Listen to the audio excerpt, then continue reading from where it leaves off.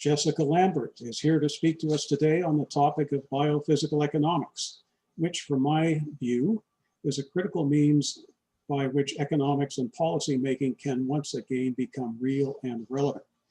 Jessica has spent the past decade and a half working on energy and climate change. She is president of the International Society for Biophysical Economics and co-chair and CIO of Next Generation Energy Initiative, Incorporated.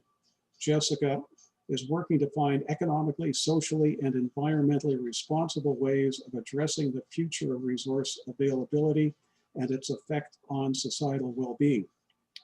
She served as an intern for the White House Council teams, which dealt with environmental quality, land and water, as well as energy and climate change. Biophysical economics is a key component in the movement to bring real-world metrics to both the national conversation and national policy formation. Our political class is GDP obsessed and focused solely on the growth of the commercial economy, and consequently, our fossil-fueled society has lost any connection to not only the natural world, but to the well-being of the vast majority of the people who keep our society functioning. Biophysical economics can lay the foundation of a return to coherent social and environmental policy, and Jessica is going to describe why that is necessary and how it could be made to happen. Jessica, please bring us up to date. Okay, good afternoon. My name is Jessica Lambert, and I am president of the International Society for Biophysical Economics. And I will be speaking with you today about biophysical economics and the energy's role in economic systems. Leontief summarized conventional economics pretty clearly when he once said, conventional economics is based on a set of plausible, entirely arbitrary assumptions leading to precisely stated but irrelevant theoretical conclusions. This is the fairy tale that we teach in economics. As students, we are toilet trained on traditional neoclassical circular flow model. This, of course, is arbitrarily simple, but underlies the primary premise of traditional economic models and theories. Now, as sentient beings that cohabitate on this planet, we know that there are constant flows of resources that allow this arbitrarily simplistic model to function. As you can see in this slide, natural resources flow into the economic machine along with cheap labor and materials, and consumer goods are produced along with pollutants and environmental destruction. Today, I'm going to be discussing the role that these resources play in maintaining the functionality of our economic system. So our first question is, what is economics? And any high school economic textbook would define economics as the study of the allocation of scarce resources among competing ends. This implies that scarcity is only relative, that humans are rational, that households and markets are all that you need to make a legitimate economic analysis. Under this premise, this is what a traditional standard economic theory would suggest. They would suggest that capital and labor move into an economy and therefore are transformed into GDP. This is a fairly simple and easily understood model. More importantly, it's not wrong, it's just simply incomplete.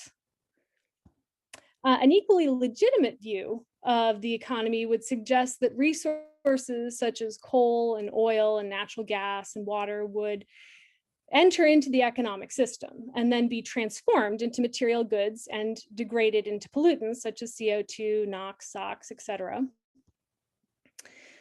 The premise of biophysical economics is not the illegitimacy of neoclassical economics. It is the fundamental understanding that neoclassical economics functions exclusively because the environmental resources that allow that circular flow diagram to function have been freely available and easily exploitable. Humans have used their brains and their bronze to capture and utilize the abundant resources that this planet has to offer. This abundance of resources has allowed us to undervalue their contributions to the economic process and human well-being. They are treated as commodities and resources that can be replenished if humans' ingenuity could only find a solution to their current scarcity rather than the underpinnings of the economic system and frankly, the method in which that system is allowed to continue to flourish. So biophysical economics hopes to correct these inaccuracies. Real economies are biophysical phenomena requiring the natural sciences for their understanding. Real economies are made up of a complex web of energy and material transformations and flows. That means that economies with access to high energy resources have the ability to have more branching and greater complexity because the initial stock of utilizable energy is greater. Economic systems with access to less high quality resources are unable to support this complex network of transformations that we call an economic system. Therefore, energy has and continues to play a critical role throughout human societies and demographic economics, neoclassical economics and social development. And as Tainter suggested in 1988, his 1988 work, the availability of these various energy and material resources to society is linked to the general trend of settlement growth and eventual decline experienced by each civilization. This theory is reflected in the correlation between energy consumption over the past 100 years and GDP growth. Humans have increased their global hydrocarbon consumption by nearly 800-fold since 1750, and the vast majority of this consumption has occurred within our lifetime. Our growth and energy utilization has corresponded with increased production of key material resources used to support economic growth, such as plastic, cement, aluminum, steel, etc. Fortunately, this demand has come at I found this on the web. Woo. Hello, Siri. 1 second. Go away. Unfortunately, this demand has come at a price. The quality of the material that we have used to support our economy is declining. We have mined the best resources first, and we are now being forced to use lower quality resources that are less accessible and are more energy intensive.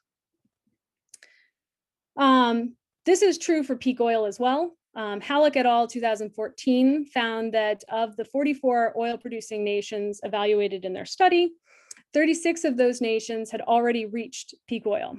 That means that they must pay an ever-increasing amount of energy to extract lower quality, less accessible resources.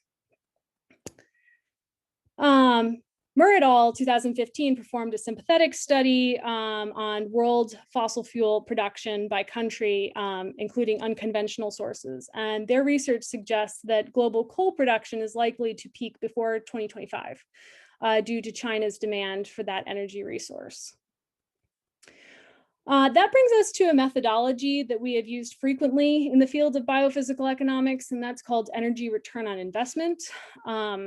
Simply put, this is the ratio of energy that is available divided by the amount of energy needed to acquire that energy.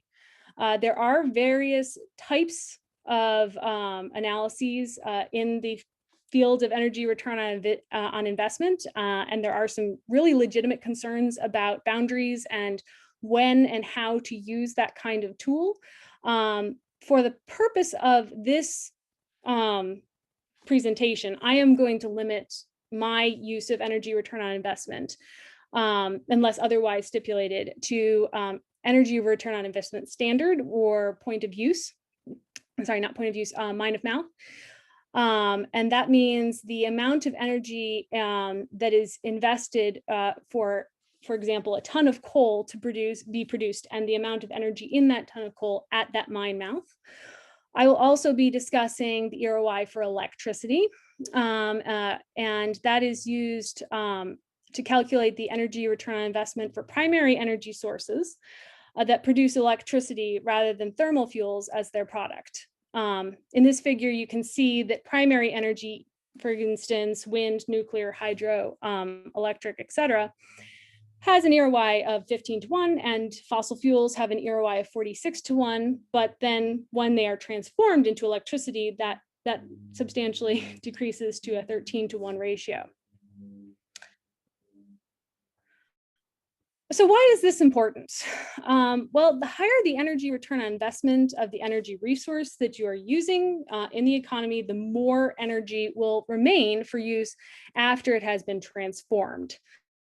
So there's losses, as you can see, in its transformation process into things that we would consider utilizable, something that you want. And so that is why energy return on investment is important. It helps to inform us about how much discretionary energy will be left over after all those necessary transformations have been performed, such as transportation, refining, higher EROI fuels allow greater proportions of that fuel energy to be delivered to society. Conversely, lower EROI fuels deliver substantially less energy to society. This brings us to society's hierarchy of energy needs.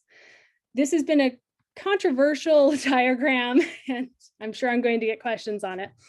And the figures in this table to the right, especially as you get further up on that table, are increasingly speculative and have always been speculative. And when it was published, we did state that.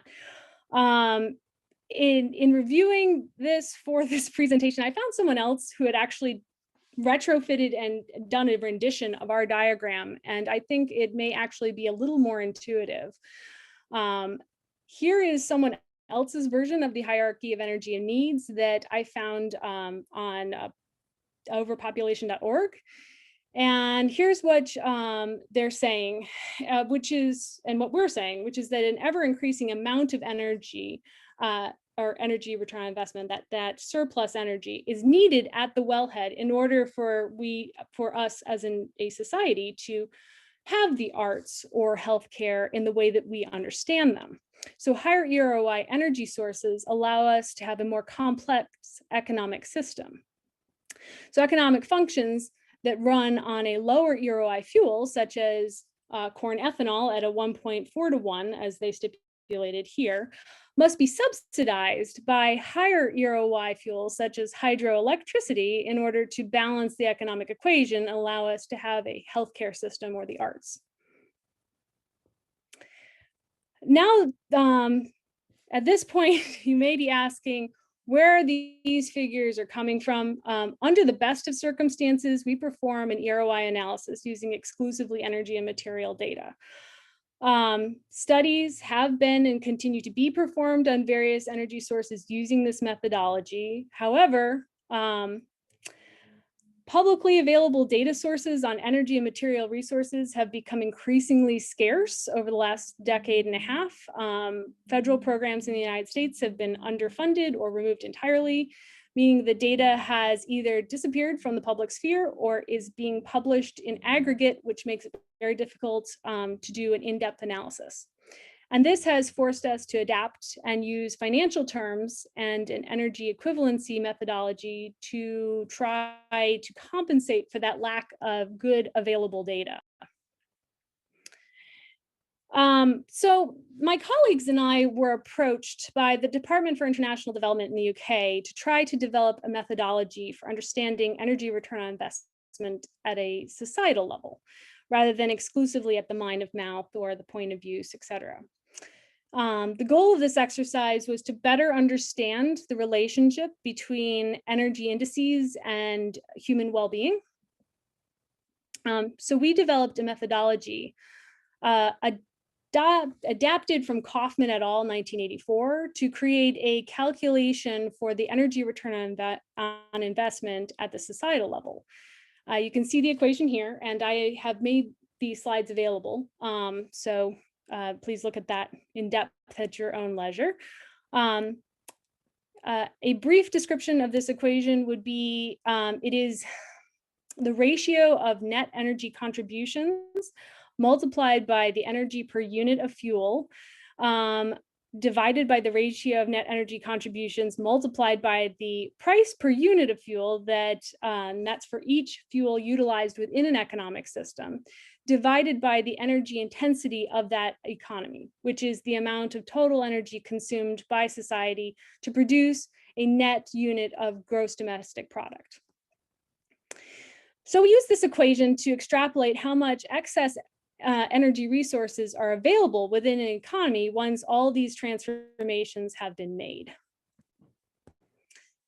We employed this methodology on 127 countries and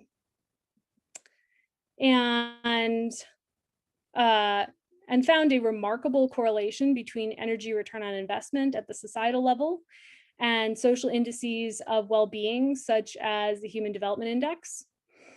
As you can see in this diagram, I've highlighted 3 separate countries. You can see Ethiopia, which has a 2-to-1 ratio, and South Africa, which has a 13-to-1 ratio, and then you have the United Kingdom, which has a 40-to-1 ratio.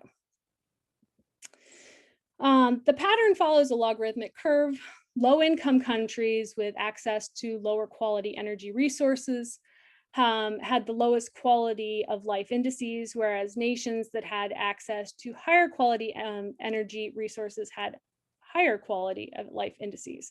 And the greatest difference was experienced by those with the least amount of resources.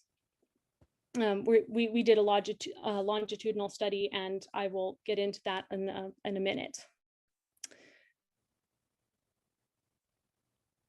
And the more we thought about this, the more we realized that, of course, energy return on investment in society was an important metric, but it wasn't the only way in which energy was a contributing factor to the economic process. So we looked at a couple of other energy variables. One of those was energy per capita, and we found that we had a highly correlated relationship with quality of life and other metrics of well-being, but that they were not correlated with each other. And so we constructed we consulted a statistician, and we found that these were multiple unrelated energy variables. And we decided to create a composite index and see if that was a greater predictor of quality of life indices.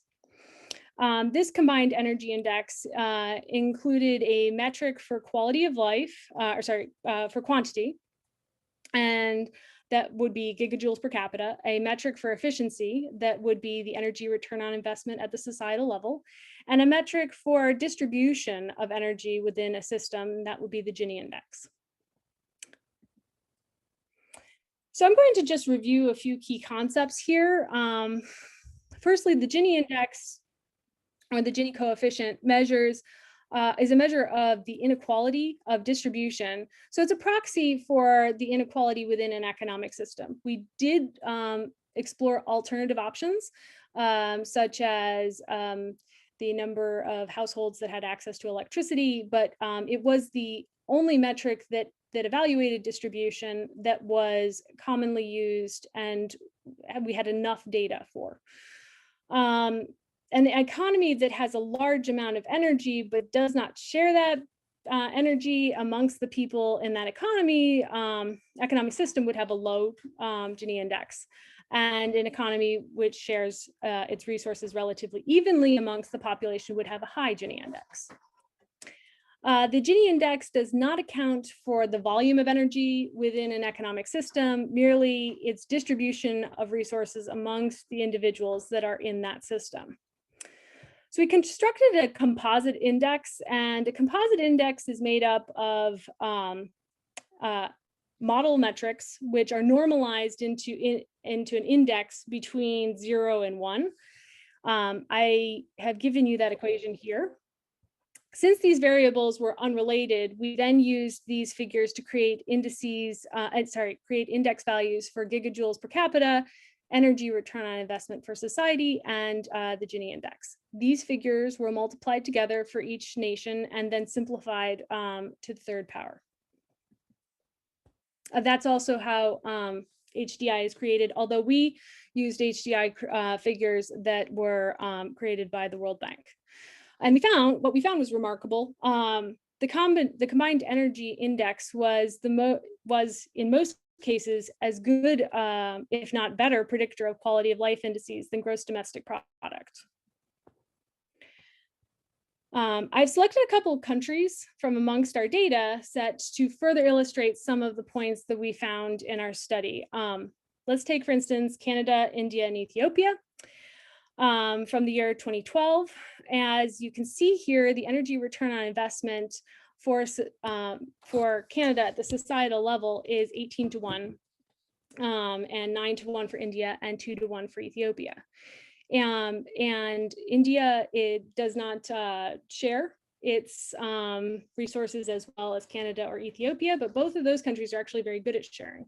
And ultimately, these ended up creating LEI indices of 0.52. India had a 0.15, and Ethiopia had 0.05.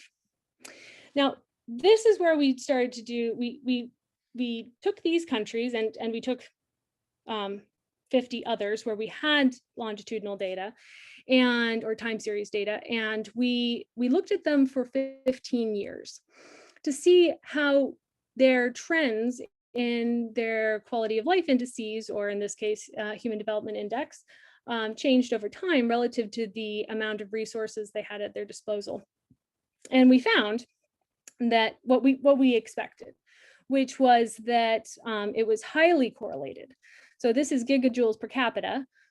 And we found that Canada, which has a very high HDI value, didn't have any trends because they already had exceeded the minimum amount of resources needed to make an impact on their human development index. Whereas India, who is still improving greatly, had a correlation coefficient of 0.96, which is incredibly correlated, and Ethiopia had a 0.82. And what's important in this graph is also what these pie diagrams here. In Canada, for this year, it was 61% of fuel consumption was petroleum. In India, it was 59% was coal, and in Ethiopia, that the 93% was combustible renewables. And the reason why that's important is that combustible renewables tend to be a very low EROI fuel, and coal can be very high. But the higher the quality of the resources, the alternative renewables, et cetera, the better the scenario is for each of these countries. And you'll see what I'm talking about in a minute. We also did this for the ROI for society, and we found similar relationships, 0.93%, a correlation coefficient of 0.93 for India and 0.97 for Ethiopia for 2000. And so what that has meant, what our conclusion was that that for the developed world, EROI for society, it's largely insignificant because we've reached that maximum point in which additional improvements do not correlate in additional improvements to the well-being of the people that are there. Whereas countries that are low income or upper middle income countries, they tend to, lower middle income or upper middle income countries, they tend to really improve greatly if the EROI for society is improved. But the greatest impact is possibly seen in the lower income countries. So we cherry picked some of the low income countries, and we found that there were some outliers that were really impressive. And we wanted to see why.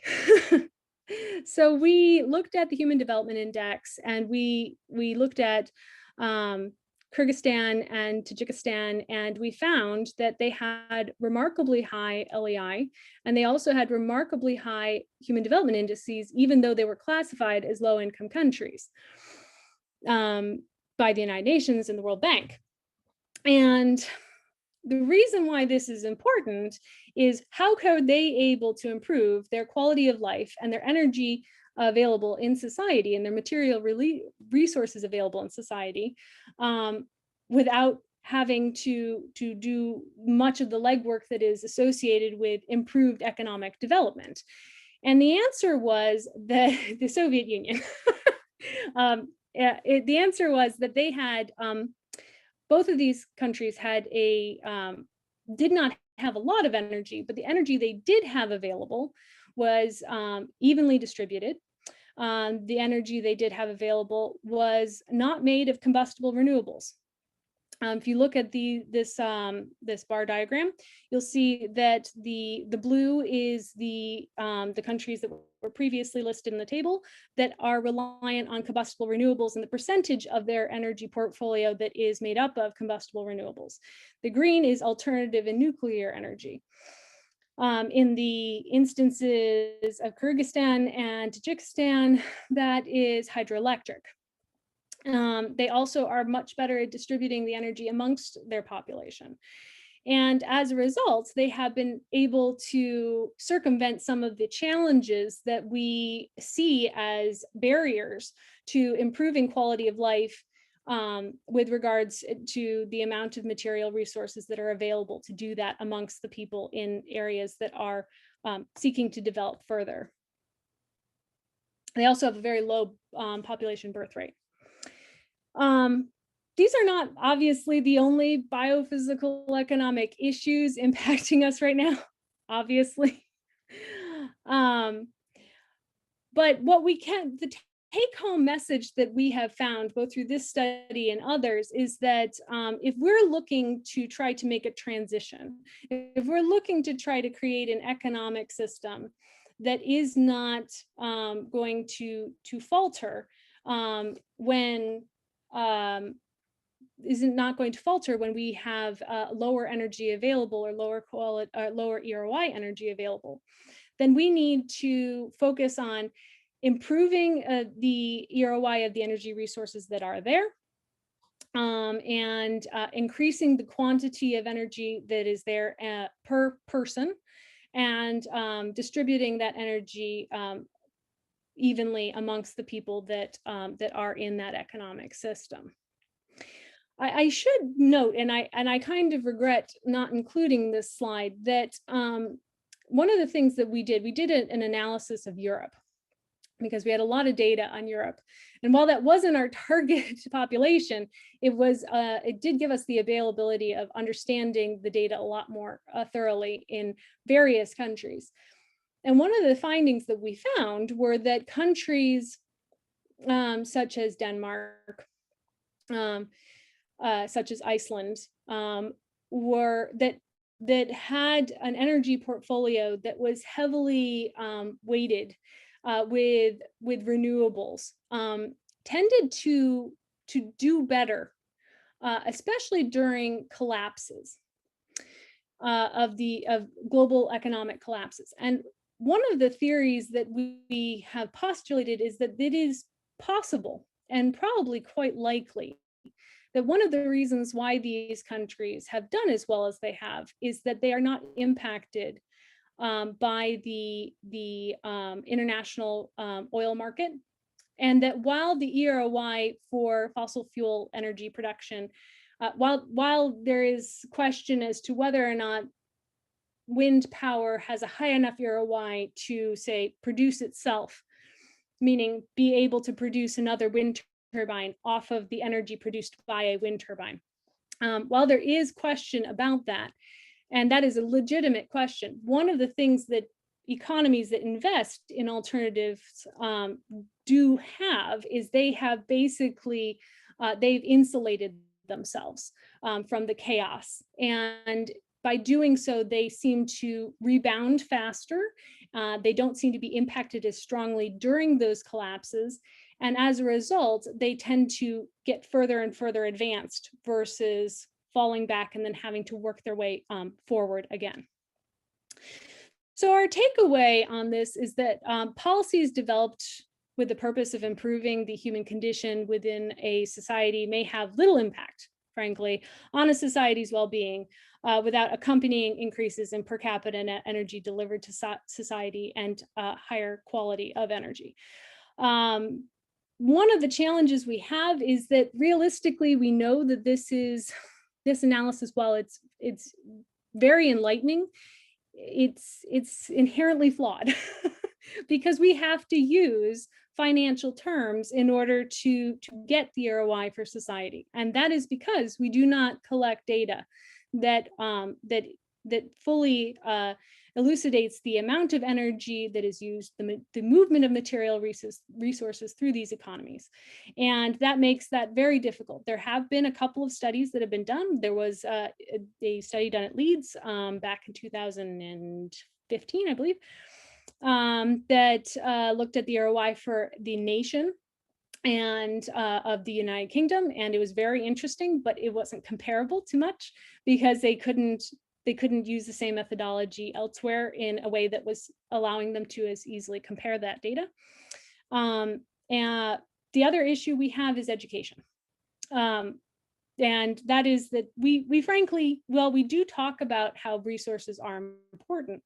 We don't have any functional models that allow students to understand exactly how important those resources are, and a better understanding of the lack of replaceability of those resources would be incredibly important. These are my references, and at this point, I would love to have some questions. Okay, Jessica, you came to the right place. I've got about 50 questions, but I'll try and try out on one. I think the point that you made about countries which have a higher proportion of renewable energy being more stable, I think that's a fabulous point. I think it comes about because people don't have to change their plans and investment can be more consistent. And the one thing that investment needs is knowing what's coming in the future. And if people don't know what's coming in the future or they're surprised, investment dries up. So I think that's a fabulous point. Let me ask one question, and that is, in the US, you're obviously having to use this business of money as a proxy, which I certainly see as fatal to accuracy and to certainty. Are there any countries in the world which are keeping good biophysical data, real units measured in real metrics, real physical metrics? Are there any countries that are doing that to a point where it's usable? The short answer is yes, although because it's all kept differently and it's not a global resource, it does make it impossible to compare them. Because so the short answer is yes, and even the United States, up until 2012, had immensely good resources. The EIA was really impressive, and the funding pipeline just ended, and they just haven't been working on that since. Yeah, fatal flaw. Okay, Art Hunter has the next question, and Mary Hagan, you're on deck. Please turn on your mic. Jessica, thank you for this. I was particularly taken by your graphs that were laying out the HDI versus LEI. And yes, clearly in my mind, it's saying what we want is a very large HDI, Human Development Index, while having a low LEI. And I did notice on there that there were a number of points which on the graph where this was indeed the case. I would correct you. You want to have a high LEI. you want that. You want a high LEI because what that indicates is that you are sharing resources, that there are a lot per person. Okay, meaning that could either mean an abundance of those resources or very few people in that economic system, depending upon which system you're talking about. So you want to find high LEI numbers with high HDI without the economic consequences. So there's an extra component to that. That's why I highlighted Tajikistan and others, because you want that higher LEI factor, because what it's indicating is that you're doing a good job of taking the resources that you have and using those for the people that are there. Excellent. Thank you. That really answers much of my question, but it has another dimension as well, and that's with regards to a measurement. I presume you're saying to us from here on into the future, any policymakers should in fact be trying very hard to measure both HDI and LEI, because how else do they know that they're making any progress at all, or are we going, further into the abyss? And I guess, are you proposing that LEI be such a metric, a measurement that can be used so that we know from here forward how we're doing? So that's a smidge of a loaded question. I think it is one of the better options we have at the moment. I think that it needs to be vastly improved because you are dealing with a situation where you are using, you're qualifying the energy resources using economic terms, because GDP is still part of the energy return on investment for society calculation, and that is a component of the LEI. I think a combined energy metrics is an essential component for work on any kind of developmental goals that are geared towards trying to improve the economic system of any developing country. I don't know how applicable they are necessarily to countries that have already exceeded that curve. It's good to know where you stand, type of thing. But once you've gone past that point, Canada may have a different, for instance, Canada, I believe at one of the points had a 35-to-1 energy return on investment for society, and the UK had a 45-to-1, but they ended up having similar human development indices. So at that point, it doesn't really matter as much, but it really matters for countries that are seeking to advance past where they currently are. Okay, thank you. Okay, Mary, you're up. Your question, please. And Jeff Passmore, you're on deck. Hi, Jessica. I've been looking forward to your lecture and trying to get my head around what is biophysical economics. And I'm a social scientist by background, and these days my research and work has been more on the circular economy, the donut economy, and those kind of emerging concepts, I'm going to say. And so I'm a real layman in this whole area, but I just wondered, as you want to look at economic measures differently than the traditional, how does biophysical economy relate to the circular economy and the donut economy and those kind of trends of trying to look at the whole UN goals for sustainable indicators? I think that they're sympathetic with one another. I don't think that they're duplicative. I think that those are necessary. As I said, there's nothing particularly wrong with the concepts that have been used in the past. It's just that they're incomplete. If you don't have a better understanding as to the inflows that allow an economy to function, then you can't achieve your goals with regards to reductions in CO2 or your global development, your millennial development goals. I'm having a mind problem. I can't remember what they're currently called, sustainable development goals. And so there's nothing, I don't think that there's, I think that what it does is we should be using both. We should be talking about how we use the existing system, because the existing system exists, and we have problems that don't allow us to stop and tear down the whole house before addressing the issues. That being said, if we need to both walk and chew gum at the same time, we need to adjust our existing constructs and our existing understanding to incorporate the biophysical realities that allow those new concepts and constructs to be implemented. Is it possible for me to add to that answer?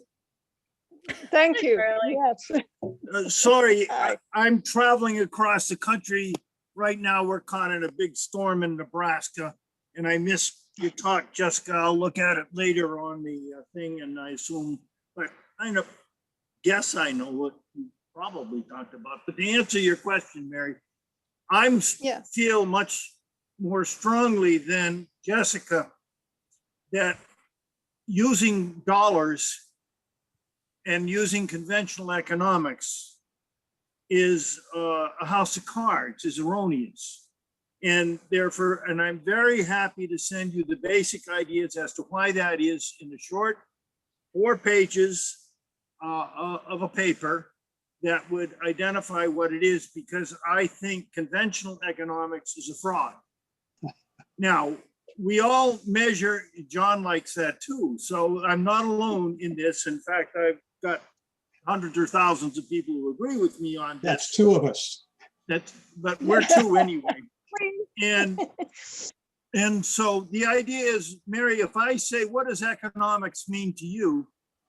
And I hope you would answer, or I think you would answer, well, what it means to me is a roof over my head, maybe a car in the driveway and gasoline in its tank, food on the table, stuff like that. This is material things.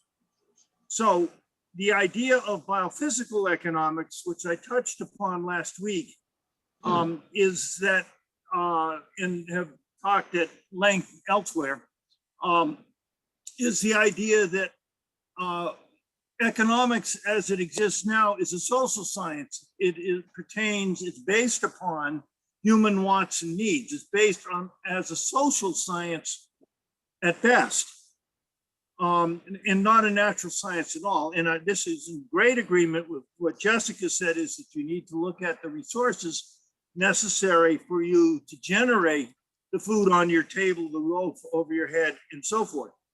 And there are layers and layers and layers of problems that you have if you accept conventional economics, which most people do. And the thing is, we're toilet trained to think of as a dollar is valuable. But that dollar in your hand should really say, oh, let's see, are you a Canadian? A Canadian dollar, I'm not quite sure. It's a little bit different. But yes, an American dollar in your hand means it's a lien, meaning a call on, a legal call on 5 megajoules of energy.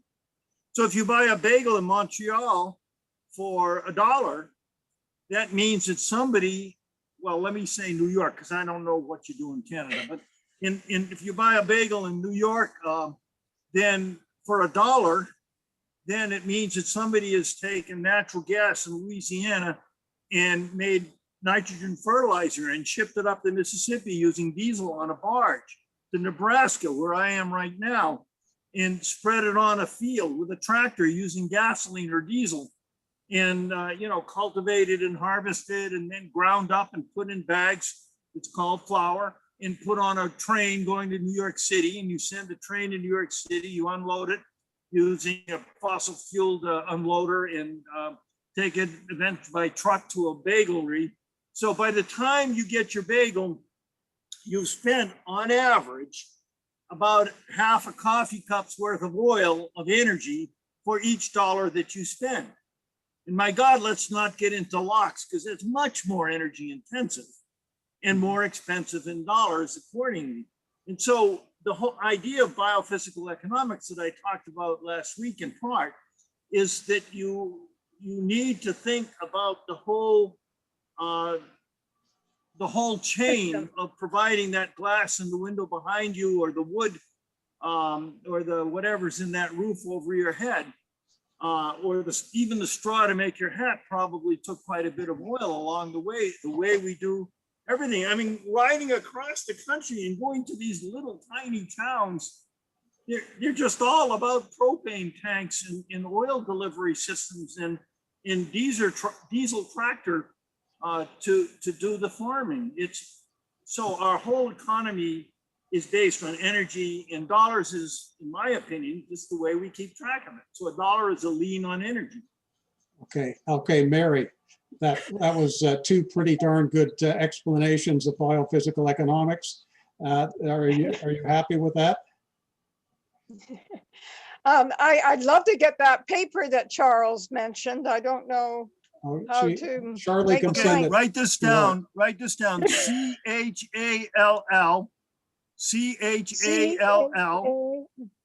Uh-huh. At Why don't you put it in the ESF, chat box? Environmental Science and Forestry, ESF.edu. Okay. Hey, Charlie, just put it in chat because we'll publish what. I don't know how to do that. Oh. Okay. And I don't know how to gather it, Charles. Thank you. I got Well, it. can somebody put it in I chat? like the Anybody voice. can send me, I can send you more crap than you can possibly digest. If you want and ask me a question, I'll try to bet. But all of the kind of ridiculous things that may seem that I'm saying are greatly backed up by scientific studies, and you can accept them or send a letter to the editor of the journal. But there they are. Likewise Okay. with Jessica. Good stuff. Okay. Jessica's put it into chat, and I'll be sharing everything in chat. Okay. Back to you, Jim. Jeff Passmore, you're on, and Rick, please turn your microphone on. Well, I'm happy to have yielded the floor to Charles, and now I understand why I don't like bagels.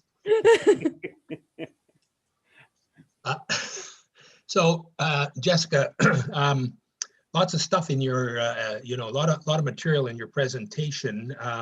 So many things I could talk about. I actually work in the industrial bioeconomy, which of course is renewable fuels, bioenergy for heat and electricity, and biochemicals for a whole host of products and materials. Basically, it's the carbohydrate revolution. Everything we get from hydrocarbons, we could instead be getting from carbohydrates. So maybe that's part of the biophysical economy that you're talking about.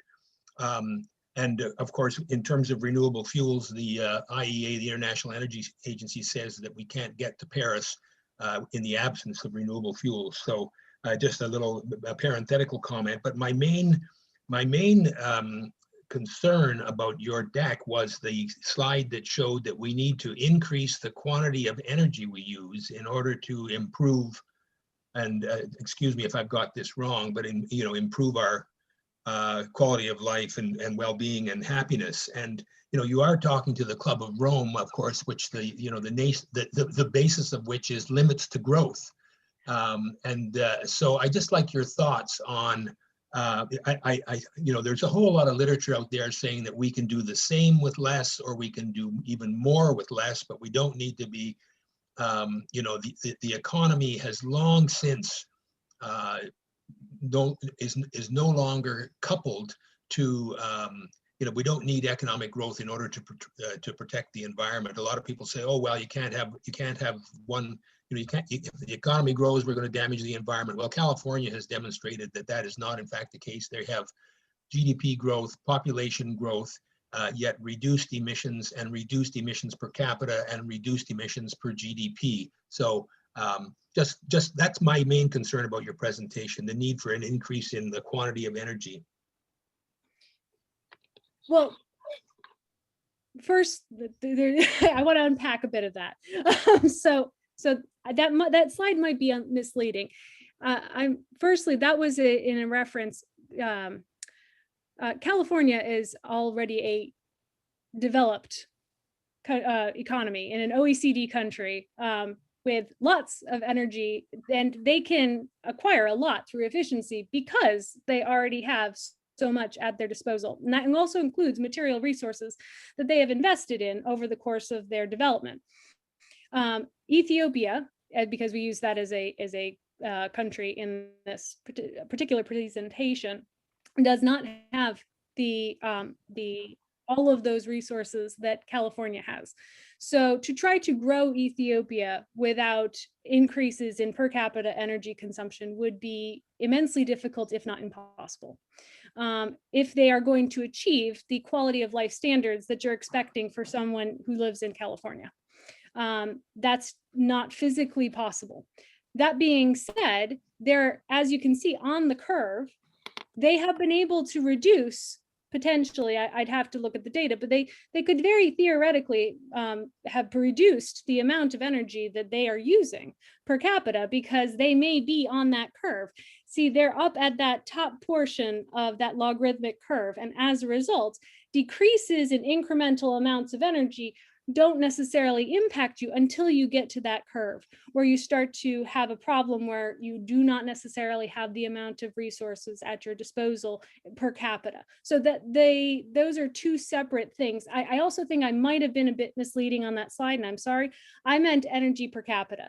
Increasing energy per capita is what you'd have to do if you were going to seek to improve the circumstances for individuals that are living in economies that are such as Ethiopia, or in potentially even India, when you're dealing with subsects of India in which you don't have the resources or the infrastructure that is currently available. So those are kind of comparing apples and oranges. Canada, I'm sure, can reduce the amount of per capita energy consumption. You guys consume a lot, so do we. And I think we can certainly do that without having decreases in quality of life standards. That being said, you have other economic systems that simply just are not comparable to ours. Jeff, is that okay? Great. Sure, I mean, there's more to talk about in terms of the policy implications for example, the Canadian government and its desire to improve the lot of the middle class. And in order to do that, the implications of the paper that Jessica presented were that you have to be looking at the energy consumption. But I want to yield the floor to whomever is next. And I see that Charlie is making us jealous now by eating. Yeah, okay. All right, really good answer, Jessica. Rick, you're on, and Jean, please turn on your mic. Thank you, Jessica. It's wonderful to have your talk and Charlie's back to back. I think that I know what your answer will be to my question, which is about what you would have to say about subsidies to the gas and oil industry, given your approach. But why do we not see these subsidies reduced and done away with? Is it simply because it's politically disastrous for governments to do that? Or are there other factors, including good economic reasons for keeping the subsidies on pro temp, for the time being? I don't think it would be disruptive to an economy at all. I think it would be horrifically disruptive to the political infrastructure that is currently in place. So the politicians have, at least in this country, and I think it's true in many countries, are very much dependent upon the amount of resources they have to campaign. And in this country, we have laws that allow people to pay into super fund PACs that allow them to be able to be voted into office, and then they are they have to honor those kinds of informal agreements. And unfortunately, that is, I think, very clearly seen in a lot of the subsidy programs in this country. There is very few examples internationally or otherwise in which subsidies have actually improved in any long-term capacity the energy available or its distribution amongst the people. So I don't see that as a viable solution. So Can I add something to this answer? Okay. Okay, John? Yeah, okay, you've got 30 seconds. Yeah. You get so much wealth from burning a barrel of oil that the taxes you get from that are many times more than the subsidy. The best way a government can increase its money flow to the government is to invest in fossil fuels through subsidies. The use of those subsidies generate $1,500 per barrel of economic benefits. Now, it has costs as well, but you got to remember how we generate wealth is by burning fossil fuel. You may not like it, and we'll burn it. Wealth will generate wealth probably less efficiently with renewables, which I think we have to shift to. But you've got to realize the power of fossil fuels that so many environmentalists don't accept is the fact that they generate an enormous amount of what we call wealth. Now, is that what we want to do? I don't know, but the issue is, why does the government do it? It's the same thing as developing irrigation systems, because it really pays back in taxes more than you invest. Okay, interesting. Okay, I'm just going to put one caveat, and that is that if you were taking a biophysical economics approach to this, you'd say that in order for you to have oil subsidies, you should also take into consideration in those analyses the externalities that are associated with burning and having those fossil fuels, the extraction, all of the negative consequences associated with that.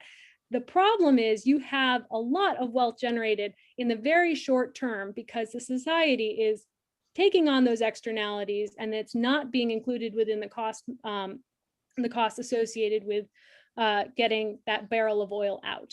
And once you start to incorporate the externalities or the actual energy costs associated with mitigating those environmental externalities, that's when you start seeing a huge difference. And that's when the renewables start to really exceed the fossil fuels. So I don't know if that actually answered your question. And when we end the subsidies, the assumption is not that the oil will stop flowing. Government will still continue to tax the oil and gas industry and continue to get the same revenue after the subsidies have been terminated. That's correct. I would agree with that. I'm not saying they get the taxes directly from the oil. They get the taxes from the economic activity made possible through the use of that oil, which is vastly more than the taxes on the oil itself. Okay. All that would stay in place when the subsidies are ended. Okay. Okay. So may I make a supplementary? Go ahead. If the taxes generated are substantial, does that make the argument that I hear, and Art has referred to this before, amongst other colleagues we have, that Western Canadian oil should be allowed to continue to flow in order to generate revenues to develop renewables? I don't know who should answer that question. You'd have to. Obviously, the problem is when you've used up all your oil and gas, you're getting more and more hooked on something that won't last forever. Yeah. Maybe not another 10 years, I don't know. Okay. Okay, Jean, you're on. Okay, thank you. My follow-up is less about oil and gas in particular, but talking about, it's a segue, what you had just discussed is a good segue into my question about how much buy-in have you received from policymakers, governments, legislatures, and so on, to the use of your kinds of indices. And because we are at the Club of Rome, people are starting to look at economic, I can see Charlie going, no, none. We're looking at, we're trying to look at ways in which we can actually factor in situations like at the back end, the problems that we have with respect to oil and gas use, coal use, and or some of the problems that we have with hydroelectric and all of the others. So I was just wondering how much buy-in and how much more work is there going to be to try and get people to use these indicators?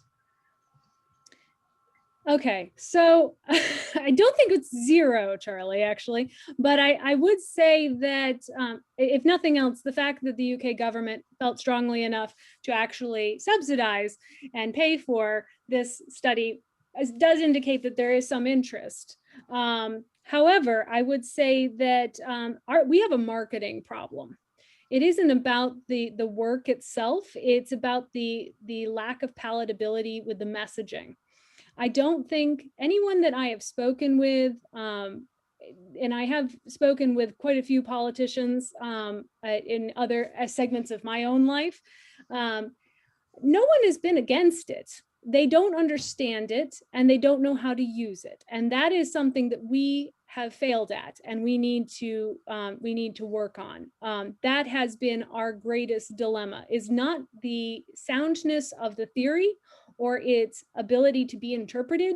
It's how others incorporate that into their concept of reality. And the other thing is that it can be a scary place, the way that some people have messaged it in the past. I mean, the concept that the world is ending, just burn it all until until there's nothing left, type of thing. That is an unpalatable model that a lot of people frankly just have a visceral response against. And those are the same people you need on board. And that is something we need to work on. I would follow that up with the fact that many politicians are on a very short time cycle for them to get the bang for their buck so that they can be reelected, whereas a lot of the things that are being discussed here are things that require a longer time frame. Okay. Our young people are toilet trained to think of money as valuable rather than energy as valuable from age one. And this is continued in the universities, which teach economics as a series of fairy tales called neoclassical economics. And so I don't know what to tell you. We've written a book about what we think economics really is, and it's based on resources. And I showed it last week, and I'll email it to anybody who wants it. And it's all there, but Jessica is absolutely right that we have almost very little traction, although we do think it's growing, and we do have several good institutes that are associated with biophysical economics, and I listed that last week. So you can learn a great deal more if you want. It's there. It's all there. Okay. You got to get it taught in universities instead of the crap that we're teaching as economics. Thank you. Peter Bulkowski has a question on subsidies, but I think we're getting off the topic there. Jeff Passmore has answered him on chat. I've got a question, Jessica, for you. That I put in 2 caveats on your work, not caveats, but I just wonder how the results would change if you added in 2 things. One is, I would call it disposable energy. Someone, and I raised this last week, someone in Ethiopia with a budget of 5 kilowatt hours a day can survive. That same person, that same budget in Canada means you're going to die. So there's that aspect that I don't think that the work you've done has been discounted for energy, built-in energy demand in the various countries. And it might be interesting if it were possible to apply some rough filter where the numbers would come out. If you came up with disposable energy and relate it to well-being. The second aspect is the real value of the GDP, the real value added in the economy. Right now in Western societies, we've got huge proportion of the GDP taken up by transfers, asset inflation, housing inflation, stock market inflation. These do not produce wealth. And I wonder if we discounted those sectors, took those sectors out, what that would do to the numbers. So that's just is that possible to do? Yes, the short answer is yes, that is possible to do. In our analysis because we were doing a multi-country analysis, we employed the same methodology for each country, which means that each country has its own method for calculating GDP. It's the same method, but they have different ways of influencing it. And so if you were going to do a time series data set for, say, the United States, that would certainly be possible. And I think that would be a really good idea. It would be a much more challenging to employ over many different economies. So one of the reasons why we did the method that we did was we wanted to be able to compare various sectors. And I so for your last question, the answer is yes. And I think it would be a good idea to explore. But that was the rationale at the time.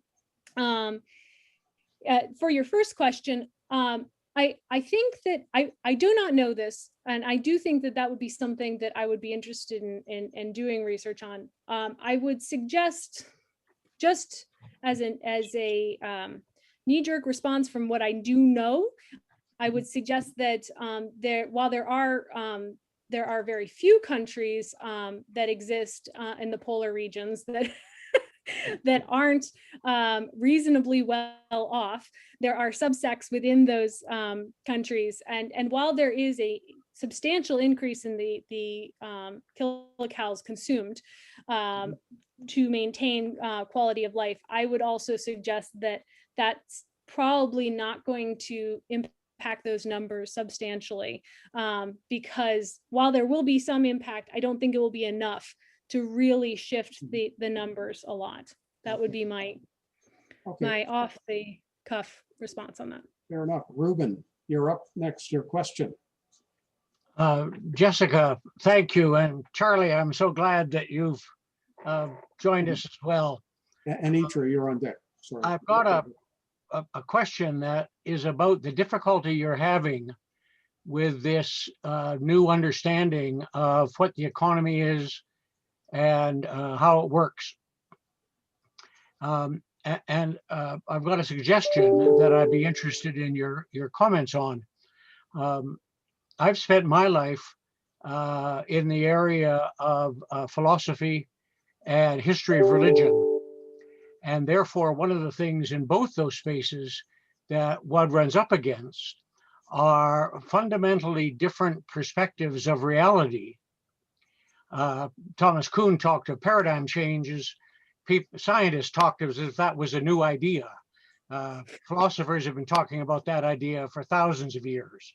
And there's a lot better literature on it. But nobody reads the 1921 report of the Jerusalem International Missionary Society, talking about their understanding of changing your fundamental view. It may be from Baptist to Anglican, it may be from Christian to Islam, it may be from a mechanistic, modern male understanding of the world to an understanding of the world that isn't male or mechanistic. And my sense is that what you're up against is a non-trivial culture change, and that we don't do culture change well. That if you look at our culture, the people who have been most engaged over the last 100 years have in some way or other been the oppressed. You'll go back to the early women's movement, you'll go back before that to the work against slavery, mostly led by women. And then you run into Blacks and others. But they're people who in some way identify themselves as oppressed, whereas folks who run the modern economics departments are male. In other words, they're white privileged males who don't understand that they're white privileged males. And for 500 years, white privileged males have been shaping the world to suit them with their ideas. And it strikes me as it's not the least bit surprising what you're up against, and that it's a bit naive to think that if you do better research, you'll actually convince them. I don't see any evidence of that.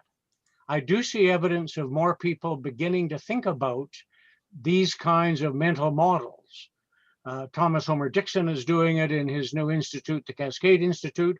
But frankly, he's doing it with complexity theory, and they haven't read much in the way of decent psychology or theology.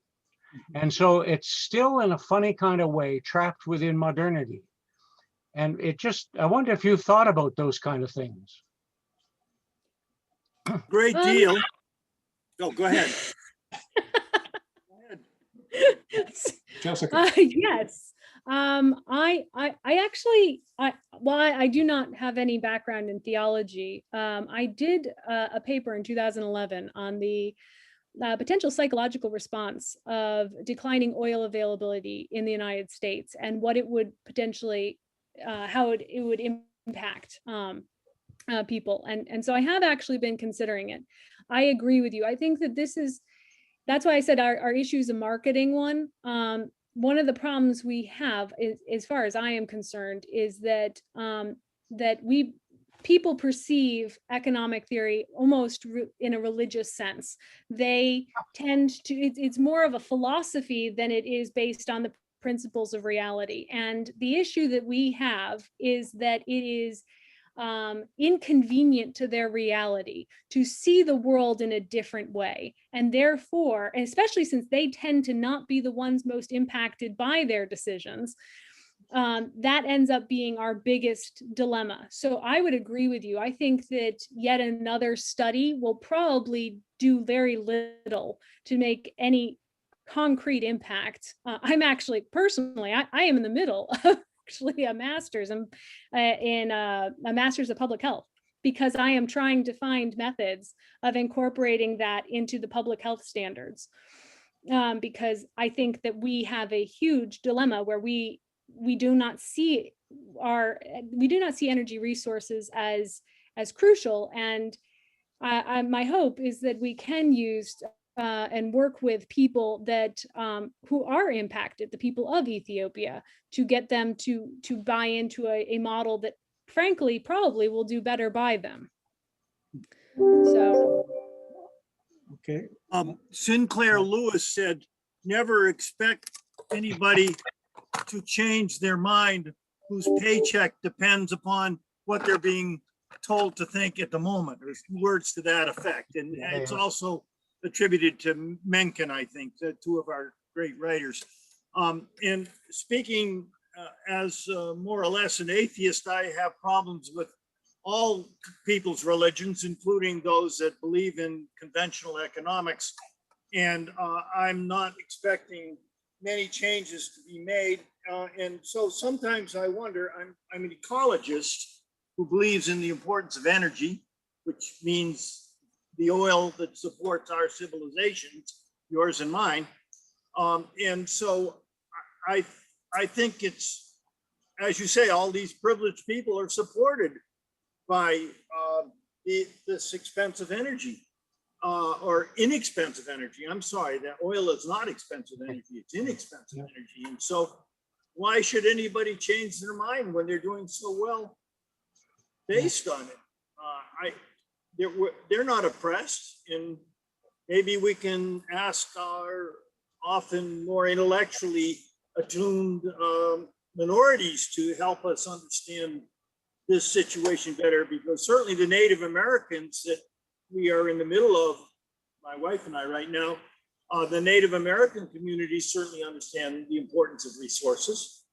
Yeah. I remember the mayor of Denver, when we had a meeting there, Hickenlooper, who went now a senator, saying that where they were in Denver, he said 150 years ago, the Sioux and the other natives that lived there were completely dependent upon the buffalo for their clothes, their shelter, their tools, their food.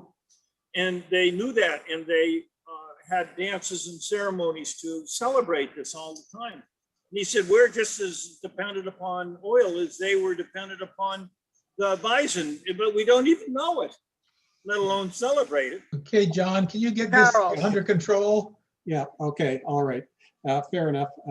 We'll have one more question of the recorded session, and then we'll move to the general back and forth. Is that okay with everyone? Yep. Okay, Anitra. Yeah. All right. Your question. Thank you very much. for a most interesting and illuminating discussion. I have two questions, and I want to thank Ruben for realizing that we've been oppressed, but I think it's 4,000 years, not 500. Sorry to correct him. I think that just the way there are differences in the fossil fuels, there are differences in the alternate fuels too. I mean, New Zealand has geothermal and all the Pacific Islands have wind and current and wave and tidal. And I wondered if, number one, you had made an analysis taking the baseline energy of the country and then looking at, so that they're not importing a lot of energy, that they're using, potentially using their own, or those countries like Saudi Arabia, who has a great deal of fossil energy, using their own, and made a some kind of an equation where the amount of energy that they had being utilized was also a dependency on development. I, at one point, ran around Africa and Asia for the World Bank, setting up power plants in an environmentally sound way. And it was always a challenge, particularly those that didn't have their own fossil. The second question is well-being. There are lots of metrics that talk about well-being, and there are a lot of definitions of well-being. In fact, in the Club of Rome, we have a committee, Ted and I and David Corton, that are looking only at well-being and how we could switch from our present financially motivated objective goals for the world into one of well-being. And that's a very tricky one to put into all these beautiful mathematical equations that you have. Thank you. Okay, so I'm going to go with the last one. We actually did look at well-being. This one focused on quality of life indices, and we did do several. I chose to focus on HDI simply because it's a common term. We did gender inequality indices and others as well, so that's in the paper. But we looked at well-being for, we could not do well-being for the world as a whole, simply because, once again, there's lack of data. there's not enough consistency, but we did look at it for Europe. And we found that energy was a better indicator of well-being. And by energy, I do not mean the volume, but the amount of surplus energy in the system. So the ROI of society, not necessarily energy per capita, was a better predictor of well-being. Now, that would not be incorporating it into the indice. I would have to think about that a lot more than what I can do right this minute. But I would find that one of the things that they found, and I would say, while I am not a psychologist, I would suggest that well-being is probably highly influenced by a feeling of security, and security comes from knowing that you have your next meal and that you can heat your house and that you feel like your kids will be well educated, et cetera, et cetera. And that kind of security comes from having a fair amount of resources, not necessarily the volume that we have pumping through our system now, but that those resources are equally distributed to the people that need them. So I think that would be a really interesting model to do. I'm not sure that it would be appropriate to replace the metrics that are in these, but that would be a supplemental research that would probably be really beneficial for that top of the curve that isn't at that joint, where you now have all those people who have now exceeded the minimum requirement for that quality of life standard. And as a result, now we're focusing on well-being. That I would say that would be a really interesting work to work on. I'm sorry, I do not remember your first question. No. Okay, I just, as a comment to that, I think globally, Europe is a very, very poor model to begin with because I they agree. are self-satisfied and they are self-energized, and they always have had everything because they've taken it from everybody else. Like That's true. Canada's large trees in the forest all went to England, but that's another question. Okay, what I'm saying is, did you take your energy and divide it as to available energy in that country? And I use the example of New Zealand having geothermal and the Pacific Islands having huge amounts of oceanic energy like tidal and current and all kinds of solar energy, et cetera, and then look at the energy part. Because if you have to import all your energy, the way many of the African countries do, except Nigeria and a few others, then it's a very different thing than if you have all the energy you need right there, like Saudi Arabia. Yes, we did look at countries that imported their energy versus those that did not. We specifically did that for lower income countries and lower middle income countries because those are the countries that we're trying to focus on for policy implications. So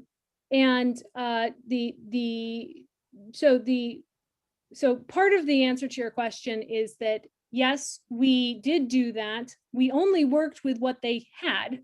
So what they were using in 2012 was the portfolio that we use. So whether their potential for, say, wave generation was there, we did not explore the futures of that. We did make suggestions, but we did not look into the future. We looked at what they currently had right this second, and then said, hey, this country is doing really well because they say Tajikistan has hydroelectric, they've invested in that resource, they don't have to be subjected to the international oil market, they're not having to, play with those kinds of problems, and therefore they have a greater capacity for insulation. So we did look at that, but we did not look at, say, for instance, so if they had geothermal at the time, we did look at that. If they didn't, we did not.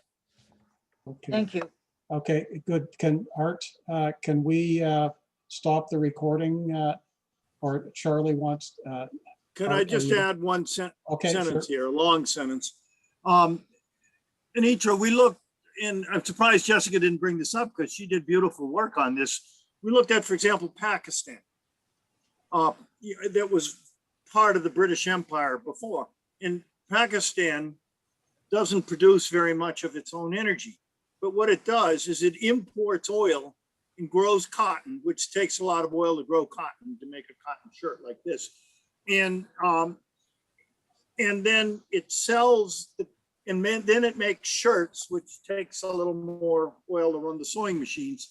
And we looked at how many barrels of oil you would get for 1 barrel invested in shirts and then exporting the shirts. And it depended upon the relative prices of the shirts and of the oil that they imported.